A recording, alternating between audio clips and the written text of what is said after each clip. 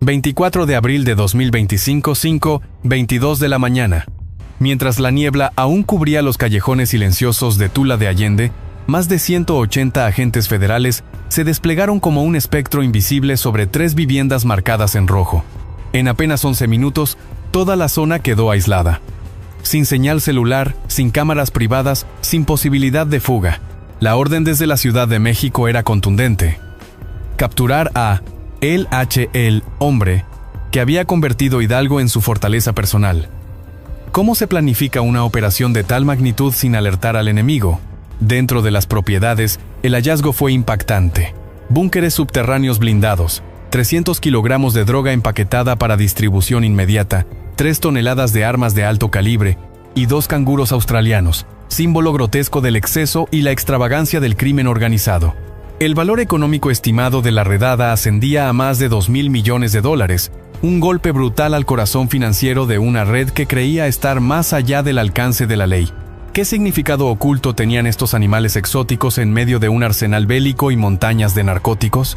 Esta no fue simplemente una captura, fue una declaración de guerra contra una nueva generación de criminales que mezclaban brutalidad con inteligencia financiera, corrupción política con alianzas internacionales. Omar García Harfuch, al frente del operativo, apostó todo en una jugada silenciosa, quirúrgica, pero profundamente simbólica: demostrar que ningún imperio, por blindado que esté, es intocable. ¿Qué secretos aún escondía el H entre las sombras de sus fortificaciones subterráneas? Durante 5 largos años, Cristian Hernández Salgado, alias el H Prima, fue el fantasma más buscado de Hidalgo. Un estratega frío, capaz de burlar operativos de fuerzas federales por cuestión de minutos, como ocurrió en 2022 en Ixmiquilpan, donde abandonó una finca fortificada apenas 10 minutos antes de una redada. Su habilidad no residía solo en desaparecer. El HH construyó una red criminal que enmascaraba el tráfico de drogas bajo una fachada impecable de negocios legales. Restaurantes de lujo en Pachuca, constructoras en Actopan, agencias de importación en Tizayuca, todo aparentemente en regla. Pero detrás de las cortinas administrativas se movían toneladas de metanfetaminas, cocaína y armas destinadas a varios estados del centro y norte del país. Se estima que su red manejaba más de 15 rutas principales, utilizando transportes refrigerados y compañías de logística con sedes en Querétaro y Estado de México. ¿Cómo logró durante tanto tiempo operar a plena vista sin levantar sospechas? El H perfeccionó el arte de la corrupción silenciosa. Con pagos mensuales de entre 300, 0 y 500, 0 pesos a funcionarios municipales, agentes aduanales y policías locales, aseguraba que cada embarque, cada movimiento, cada lavado de dinero fluyera sin obstáculos. Documentos incautados en su última guarida en Tula de Allende revelan transferencias regulares a cuentas en Panamá, Luxemburgo y Hong Kong, utilizando sociedades pantalla y fideicomisos cruzados. ¿Cuántos niveles de protección política y financiera le blindaban las espaldas? La figura de el H no era la de un capo ostentoso. Rara vez asistía a fiestas, evitaba los lujos excesivos en público y jamás utilizaba redes sociales. Vivía entre casas rurales discretas, cambiando de identidad hasta 5 veces en un solo año. De acuerdo a testimonios recabados, uno de sus refugios más seguros estaba en Metztitlán, disfrazado como un santuario ecológico que recibía fondos incluso de organismos internacionales. ¿Quién más estaba realmente involucrado en su red de complicidades? El cerebro detrás de esta maquinaria se apoyaba en una estructura piramidal flexible: células autónomas, entrenadas para operar sin contacto directo con la cúpula. Cada célula ubicada estratégicamente en zonas como Zempoala, Tepeji del Río y Huejutla, manejaba cargamentos limitados, reduciendo el riesgo de perder grandes volúmenes en caso de caída. Esta descentralización, inspirada en modelos de insurgencia militar, convirtió a su organización en una de las más resistentes ante intervenciones del Estado. Pero el verdadero golpe maestro de el H fue haber infiltrado la economía formal. Desde concesiones de transporte público en Tula hasta contratos de obra pública en Atotonilco, su influencia extendía tentáculos invisibles que deformaban la competencia y garantizaban ingresos legales para blanquear fortunas ilícitas. En 2024, solo sus empresas fachada generaron más de 300 millones de pesos en licitaciones gubernamentales, sin levantar alarmas significativas. ¿Hasta qué punto la corrupción institucional permitió su expansión? Cuando los agentes especiales irrumpieron en la casa número 47 de la colonia San Marcos, en Tula de Allende, no imaginaban que estaban a punto de abrir la puerta a una dimensión desconocida del imperio de LH'. Bajo una trampilla escondida en el suelo de una bodega, reforzada con acero naval, se encontraba un pasadizo que descendía más de 8 metros hacia las entrañas de la tierra. No era un simple escondite, era un búnker financiero diseñado con precisión suiza. La bóveda subterránea, de casi 40 metros cuadrados, mantenía temperaturas controladas y estaba dividida en 3 cámaras. La primera cámara reveló paquetes termosellados de billetes en euros, dólares y pesos mexicanos, perfectamente apilados en estanterías metálicas. Los contadores forenses tardaron más de 6 horas en realizar un cálculo preliminar. Más de 118 millones de euros en efectivo, equivalentes a unos 2.000 millones de pesos mexicanos. ¿Cómo había logrado el H'. acumular tal fortuna sin que ningún organismo financiero levantara una alerta? En la segunda cámara, los investigadores encontraron algo aún más perturbador. Carpetas etiquetadas con nombres de bancos europeos, firmas en Luxemburgo, fideicomisos en Islas Vírgenes Británicas y pólizas de seguros de vida vinculadas a cuentas en Dubái y Hong Kong. No eran simples cuentas personales, eran estructuras financieras sofisticadas diseñadas para transferir capitales a través de redes de testaferros y compañías pantalla. Cada carpeta contenía rutas de lavado de dinero detalladas, códigos de acceso y claves de autenticación biométrica. ¿Cuántos altos ejecutivos, en apariencia respetables, formaban parte de este engranaje invisible? La tercera cámara fue la más desconcertante. Ahí reposaban servidores informáticos encriptados, generadores de energía independientes y terminales satelitales de comunicación. Los técnicos de la Agencia Federal de Investigación determinaron que LH operaba un sistema financiero paralelo capaz de mover fondos internacionales en tiempo real sin pasar por sistemas bancarios tradicionales. Pruebas preliminares indicaban que sus operaciones se entrelazaban con criptomonedas, utilizando plataformas descentralizadas en Estonia y Singapur para ocultar el origen ilícito de los fondos. ¿Hasta qué punto su influencia había contaminado el ecosistema financiero global? Lo que inicialmente parecía un narco tradicional, reveló ser mucho más. El H había construido una arquitectura económica clandestina que imitaba, y en algunos casos superaba la eficiencia de sistemas legítimos.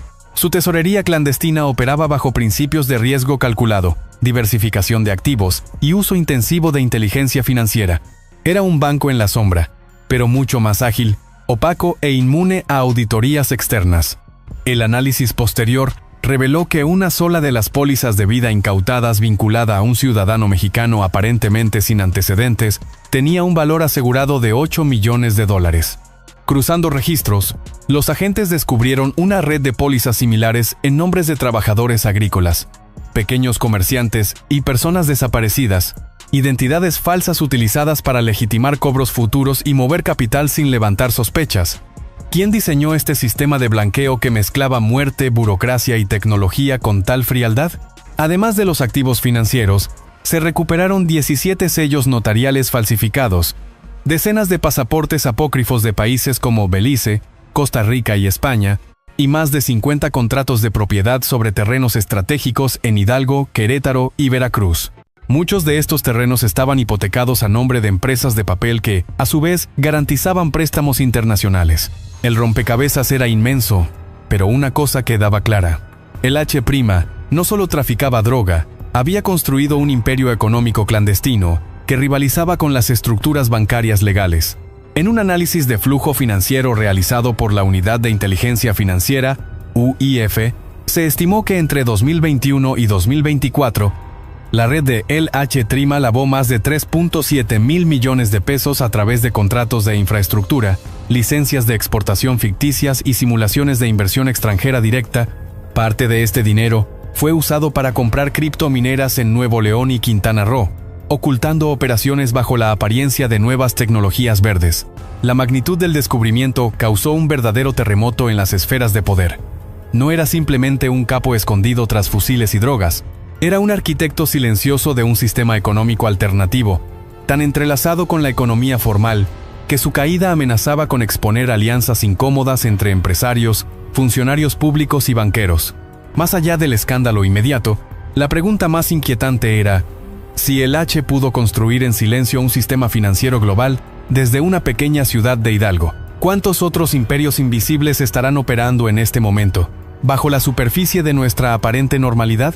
Lo que las autoridades encontraron tras la caída de El H no era simplemente una red criminal, sino la arquitectura de un verdadero gobierno paralelo, incrustado en cada nivel de la vida pública en Hidalgo. Bajo su mando, El H había establecido un sistema de cuotas de protección que abarcaba desde policías municipales hasta directores de programas sociales. El control era tan profundo que en municipios como Tepeji del Río, Tula de Allende y Atotonilco de Tula, más del 40% de los agentes de seguridad pública recibían pagos semanales que oscilaban entre los 10, 0 y 25, 0 pesos para garantizar vista gorda y apoyo logístico. Pero su influencia no se detenía en los uniformados. A través de redes de corrupción perfectamente aceitadas, El H extendió sus tentáculos hacia oficinas de gestión social y desarrollo rural. Programas como Sembrando Vida y Jóvenes Construyendo el Futuro fueron infiltrados por operadores que, bajo apariencia de funcionarios, desviaban recursos federales para alimentar las cajas de operación del cártel. Se documentaron al menos 57 contratos falsificados en beneficio de empresas fachada controladas desde Pachuca, simulando talleres, capacitaciones y proyectos agrícolas inexistentes. ¿Cuántos programas sociales fueron utilizados como instrumentos de financiación para la maquinaria criminal de El H'?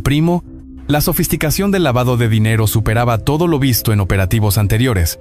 Mediante compañías de construcción, servicios de limpieza y consultorías fantasma, los recursos ilegales se reinsertaban al sistema financiero. En Tizayuca, por ejemplo, una empresa sin empleados ni infraestructura ganó en 2023 más de 120 millones de pesos en contratos municipales de obra pública. En Actopan, una supuesta red de cooperativas agrícolas facturó casi 85 millones de pesos, pese a no poseer ni un solo terreno cultivable registrado. ¿Cómo lograron mantener esta red oculta durante tanto tiempo sin activar las alarmas de auditorías estatales o federales? Para consolidar su control territorial, El H estableció una estructura de mando casi militarizada: comandantes de zona, enlaces administrativos, células de cobro y operadores de inteligencia. Cada célula operaba con autonomía táctica, pero bajo una estrategia centralizada que incluía manuales internos de operación, claves encriptadas de comunicación y protocolos estrictos para evasión de autoridades. Las órdenes no se daban directamente, viajaban de mano en mano, codificadas, siguiendo un sistema inspirado en redes de resistencia clandestina. Además de los pagos regulares a las fuerzas de seguridad, El H imponía derechos de piso no solo a negocios tradicionales, sino también a megaproyectos de infraestructura privada y pública. Testimonios recabados apuntan a que incluso las obras de ampliación de la refinería de Tula habrían sido objeto de extorsiones y cobros ilegales que beneficiaban a su estructura paralela. Empresas constructoras aceptaban pagar entre el 2% y el 5% del valor de los contratos a cambio de protección y no interferencia. ¿Hasta qué punto las grandes inversiones públicas terminaron siendo tributarias de un narcoestado invisible? La cobertura política fue uno de sus pilares fundamentales. A través de sobornos, intimidación y colocación de candidatos afines, El H Lima aseguraba la permanencia de alcaldes, regidores y síndicos que garantizaban un ambiente operativo favorable. Informes internos revelan que, en al menos 7 municipios de Hidalgo, parte de los gabinetes locales respondían directa o indirectamente a su estructura. Así, cada licitación, cada permiso, cada inspección podía ser controlada o manipulada a favor de sus intereses. Lo más alarmante, la estructura no dependía exclusivamente del miedo. El H' cultivaba lealtades compradas con becas, créditos rurales simulados e incluso acceso preferente a programas de vivienda. En zonas marginadas como Tepetitlán o Tlaxcoapan, su red era vista, por muchos, como una forma alternativa de gobierno, más eficiente y a veces más presente que el aparato estatal formal. Con su caída no solo se desmanteló una red criminal, se expuso la fragilidad de las instituciones en regiones enteras del centro de México. Y mientras fiscales y auditores revisan frenéticamente cientos de contratos, registros de nómina y transferencias, la gran pregunta persiste: ¿cuántos otros gobiernos paralelos siguen operando hoy, ocultos bajo el manto de la legalidad aparente? El hallazgo de la bóveda subterránea en la casa número 47 no solo reveló fortunas ilícitas, desató una tormenta política que sacudió los cimientos del poder en Hidalgo y más allá.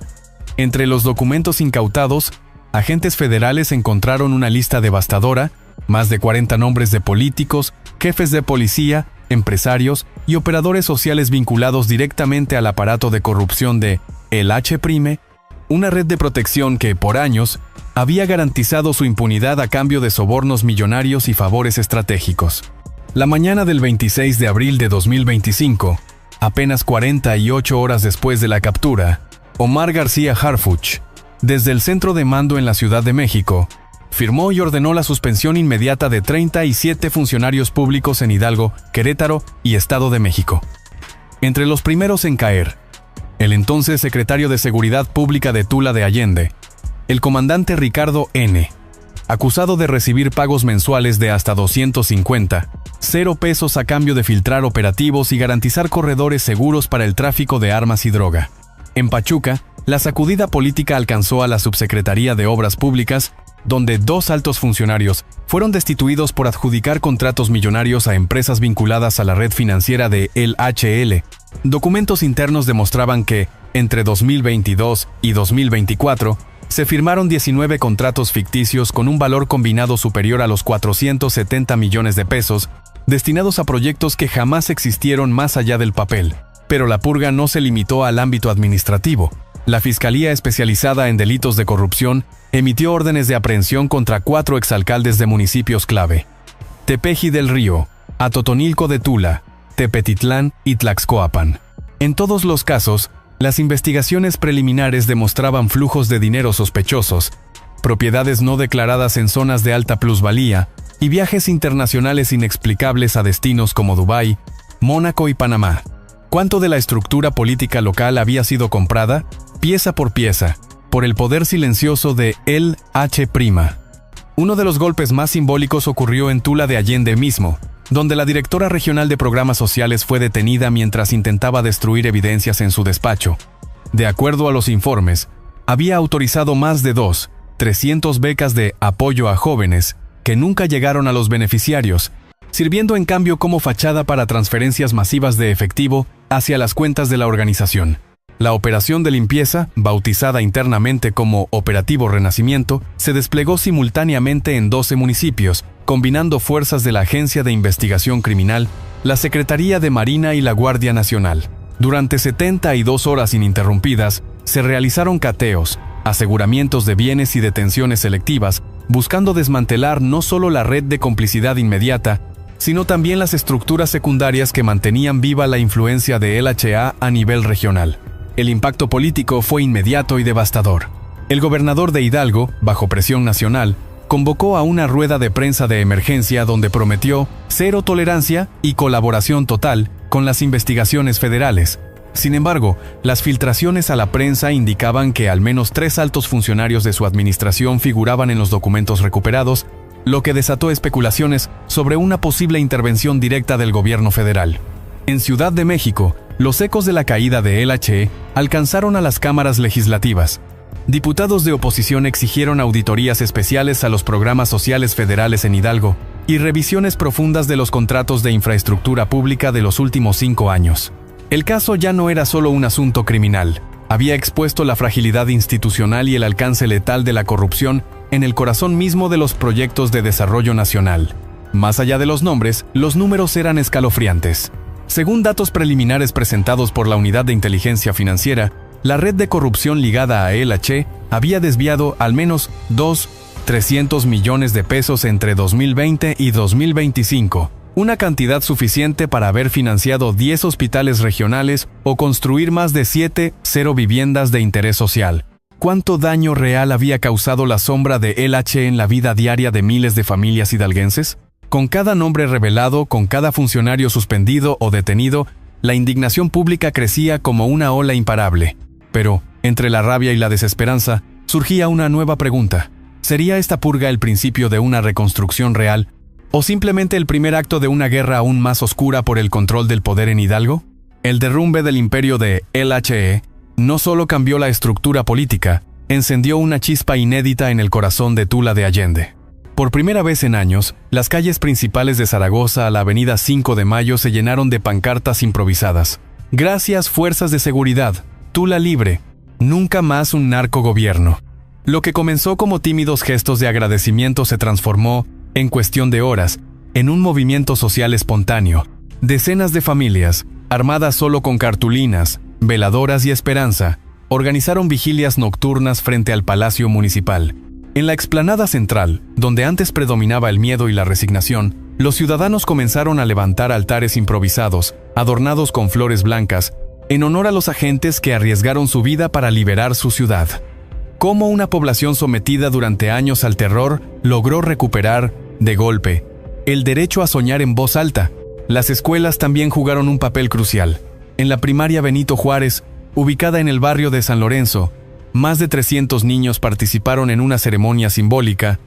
Entre aplausos, entregaron cartas y dibujos de agradecimiento a los elementos de la Guardia Nacional y la Agencia Federal.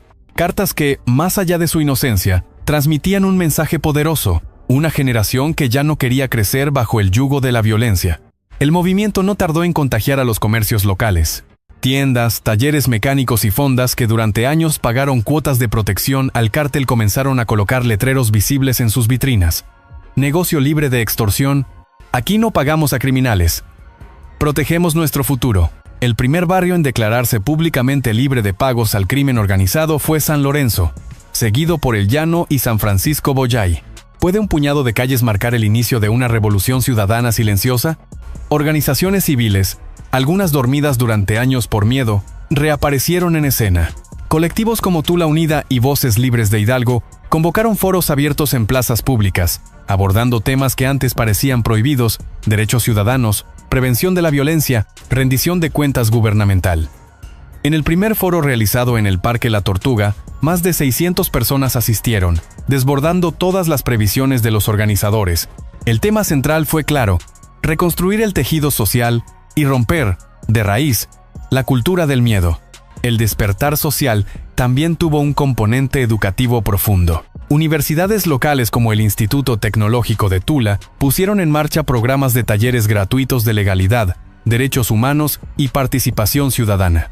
Iniciativas como Tula Participa buscaron capacitar a jóvenes líderes comunitarios para supervisar presupuestos municipales, denunciar actos de corrupción y fomentar la transparencia desde las bases. ¿Puede la educación comunitaria ser la vacuna contra futuras infiltraciones criminales?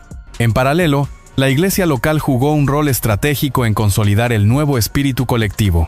Desde el púlpito de la parroquia de San José, los mensajes dominicales dejaron de ser ambiguos. Ahora llamaban abiertamente a defender la dignidad, rechazar la corrupción y construir una cultura de legalidad. En la misa del 27 de abril, ante más de 1000 feligreses, el párroco resumió el sentimiento general en una sola frase: hoy empezamos a caminar sin cadenas. Aunque aún existen amenazas latentes y peligros visibles, la ruptura del pacto de silencio ha alterado irreversiblemente la dinámica social. Familias que antes vivían aisladas ahora organizan reuniones vecinales para crear redes de vigilancia comunitaria. Jóvenes que antes soñaban con huir del municipio, hoy hablan de quedarse y construir. La esperanza, esa palabra prohibida durante años, volvió a resonar entre las calles de Tula de Allende. Sin embargo, el desafío apenas comienza. La reconstrucción del tejido social no será inmediata ni sencilla. Implica mantener viva la participación ciudadana, resistir las tentaciones de viejos esquemas de corrupción y, sobre todo, transformar el miedo en poder cívico. ¿Tendrá Tula de Allende la fuerza colectiva suficiente para no solo resistir, sino reinventarse como un verdadero ejemplo nacional de resiliencia comunitaria? La captura de LHL no solo estremeció a Hidalgo. Su caída quirúrgica y devastadora desató un efecto dominó que pronto alcanzó dimensiones nacionales e internacionales. En menos de una semana tras el operativo en Tula de Allende, 5 estados de la República: Querétaro, Guanajuato, Estado de México, Morelos y Puebla solicitaron formalmente la implementación de operaciones similares, inspiradas en el modelo de intervención táctica diseñado por Omar García Harfuch. El 30 de abril de 2025, los gobernadores de estos estados firmaron una solicitud conjunta dirigida a la Secretaría de Seguridad y Protección Ciudadana, pidiendo asesoría técnica y despliegue coordinado de fuerzas especiales para replicar la fórmula: inteligencia previa, cerco total en minutos, anulación de comunicaciones y captura limpia sin filtraciones.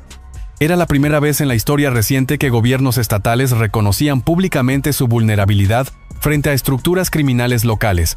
La presión social, avivada por las imágenes virales de ciudadanos en Tula levantando pancartas de "libres al fin", forzó a más entidades a actuar. En Guanajuato, epicentro de violencia desde hace años, colectivos ciudadanos como Guanajuato en Paz exigieron operativos de nivel Tula en Celaya y Salamanca. En Morelos, las protestas frente al Palacio de Gobierno de Cuernavaca incluyeron una consigna que se volvió tendencia. «Queremos un Harfuch aquí». La resonancia internacional no tardó en llegar. La Oficina de las Naciones Unidas contra la Droga y el Delito, UNODC, emitió un comunicado especial el 2 de mayo, calificando el operativo de Hidalgo como un modelo de acción efectiva en la neutralización de economías criminales paralelas. La Organización de Estados Americanos, OEA, destacó la combinación de acción táctica y reconstrucción social inmediata como un ejemplo a seguir para toda la región latinoamericana. Más aún, la Agencia Antidrogas de Estados Unidos, DEA, y Europol enviaron delegaciones técnicas a México para estudiar de primera mano las estrategias de infiltración financiera y de inteligencia utilizadas. Según fuentes internas, la DEA identificó conexiones directas entre la red financiera de LH y corredores de tráfico hacia Texas, particularmente en los sectores de Laredo y McAllen.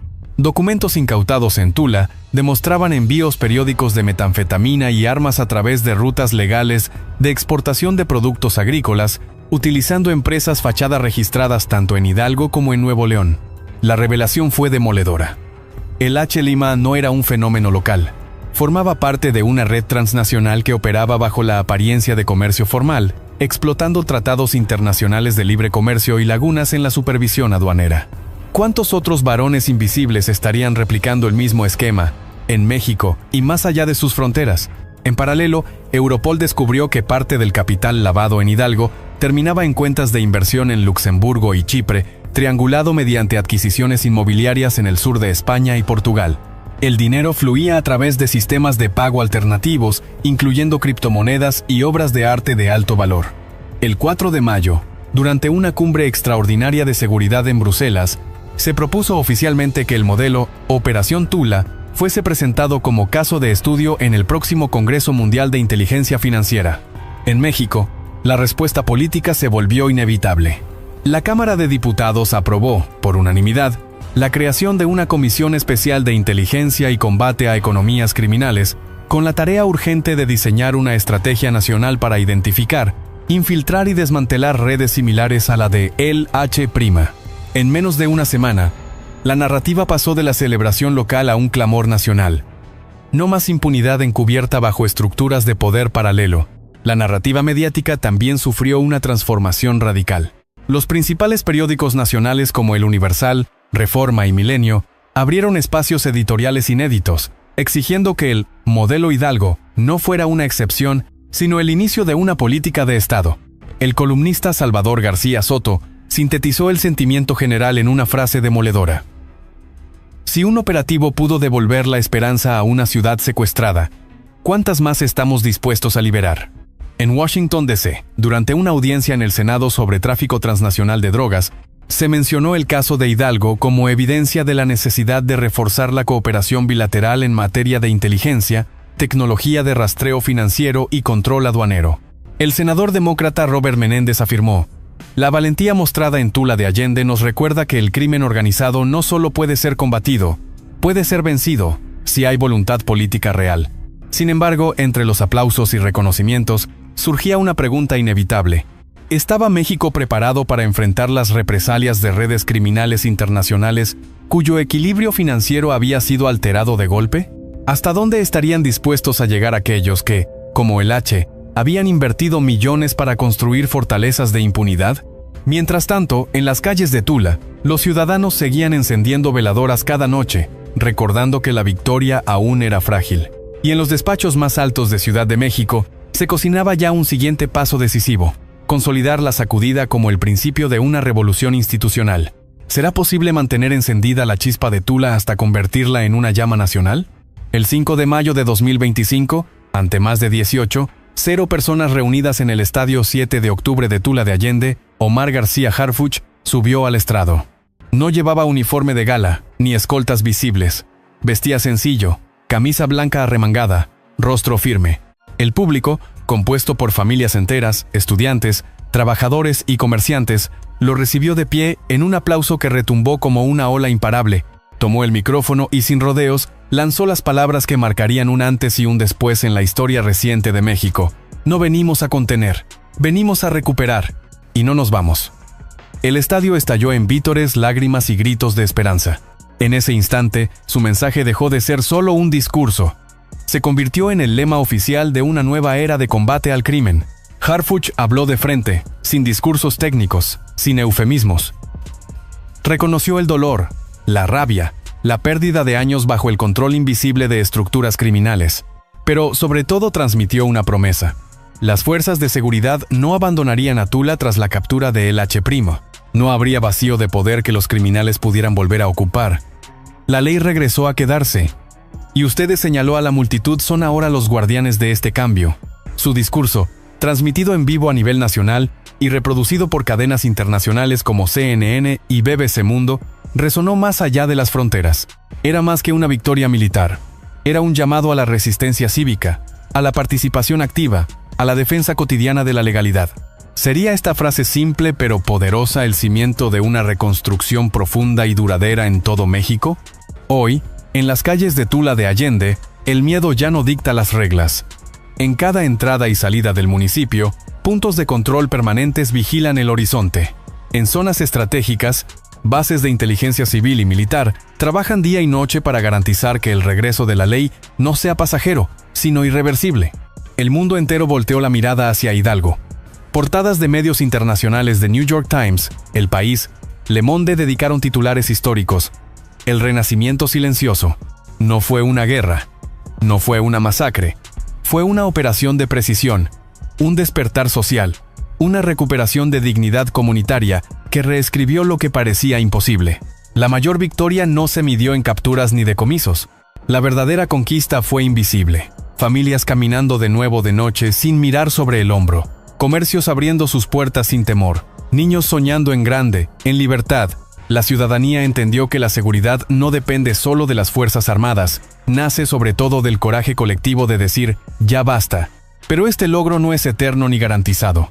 Su permanencia depende de mantener viva la vigilancia cívica, de fortalecer la educación, de rechazar cada pequeña corrupción cotidiana que erosiona las bases de una sociedad justa. No hay enemigo invencible frente a un pueblo informado, valiente y organizado. Hoy, el mensaje es claro. Si Tula pudo renacer, cualquier comunidad puede hacerlo. Depende de nosotros no permitir que el silencio vuelva a ser impuesto. Guarda este video, compártelo y comenta. ¿Qué harías tú para que el renacimiento silencioso llegue a cada rincón de México? El cambio comienza hoy, y comienza contigo.